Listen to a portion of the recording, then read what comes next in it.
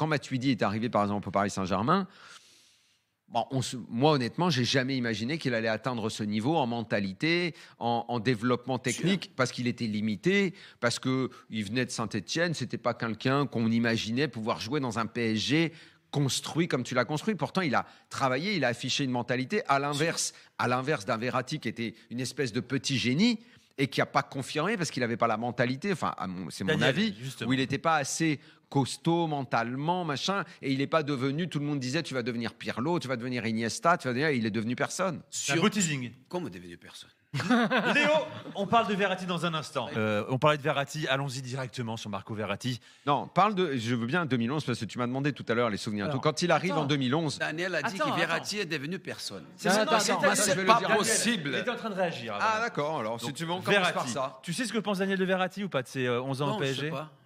Daniel, tu peux résumer en 20 secondes, hein. C'est une expérience pour toi. C'est une expérience pour toi. Bon, tu l'as déjà dit. Il a dit, on pensait que ce serait le futur Pirlo. J'ai dit c'est une déception à l'arrivée. Le gars que tu fais venir, je le trouve extraordinaire. Pour moi, tu vois le match, tu en as parlé tout à l'heure du match au Camp Nou, le 2-2-1-1. Le match retour qu'il fait au Camp Nou, pour moi, c'est quasi un chef-d'œuvre. Il est extraordinaire pour son âge, ce qu'il arrive à faire. Et moi, à ce moment-là, je me dis, OK, ceux qui disaient à Pescara, quand il devait devenir Juventino, parce qu'il est Juventino, hein, c'est le futur Pirlo, il sera comme Iniesta, comme Xavi et tout. Jusqu'en 2017, j'ai attendu. J'y ai cru. Au bout d'un moment, j'ai arrêté de croire à tout.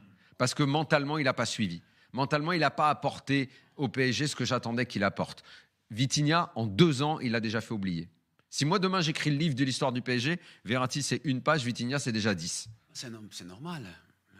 Il met des buts, Vitinha, il fait des passes, il est protagoniste. Moi, j'ai beaucoup de respect pour les personnes qui sont arrivées au début du projet. Au début d'un projet, elle n'est pas facile.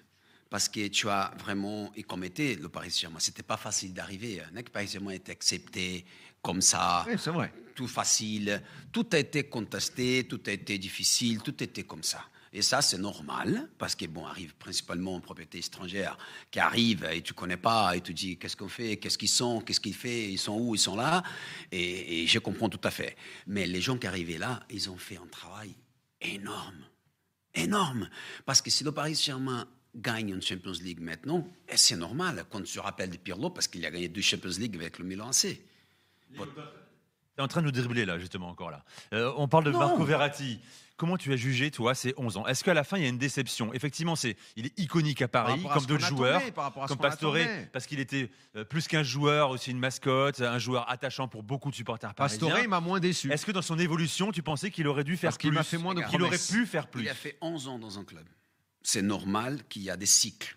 Peut-être, un mec comme Verratti, après 5 ans Paris Saint-Germain, il devait partir en équipe encore plus grande. Je parle de lui pour sa carrière. Ça, c'est possible. Lui, il est resté tout le temps. Et c'est difficile de faire 11 ans avec beaucoup de difficultés, avec des choses qui sont se passées. Et après, quand se passe quelque chose, ce sont des joueurs plus importants qui souffrent un peu plus, qui sont plus bastonnés, sont plus tout ça, parce qu'il était toujours là. Et là, je pense qu'il pouvait être mieux.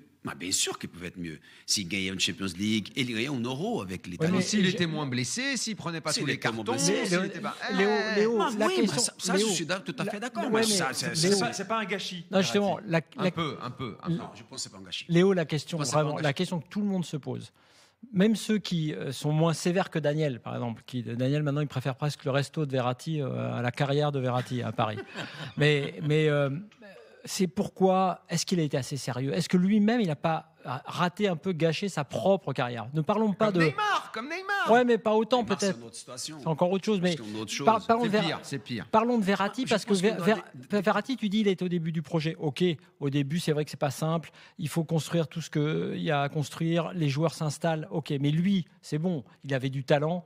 Et on a l'impression, en gros, pour faire simple, n'ayant pas eu l'hygiène de vie qu'il fallait, n'ayant pas été assez sérieux ou assez ambitieux, il a un peu raté les marches que d'autres ont gravies. Je pense que oui, il y a des moments qu'il y a eu, ces choses personnelles qui l'ont mis dans une situation peut-être un peu difficile, pas seulement le fait de sortir, mais des autres choses aussi que tout le monde a, qui peut arriver dans la vie, qui peut arriver, je sais pas, dans tous les sens. Et C'est vrai qu'il a vécu, il y a eu des moments plus difficiles. Après, il est revenu, je pense qu'il était mieux. Et après, bon, il a fait. C'est la vie, quoi. C'est la vie d'un sportif. C'est un peu sa vie. Et ok. Tu lui as parlé ou pas? Est-ce que tu as essayé de lui dire, écoute Marco, bien sûr, faire un peu plus d'efforts à l'extérieur des terrains? Marco, c'est le mec que j'ai plus parlé parce que j'étais tellement proche de lui depuis le début. Et bon, et après, il y a une chose aussi. Je pense que c'est normal dans le sport. Il y a quelque chose qui a la tête. C'est pas le fait de sortir.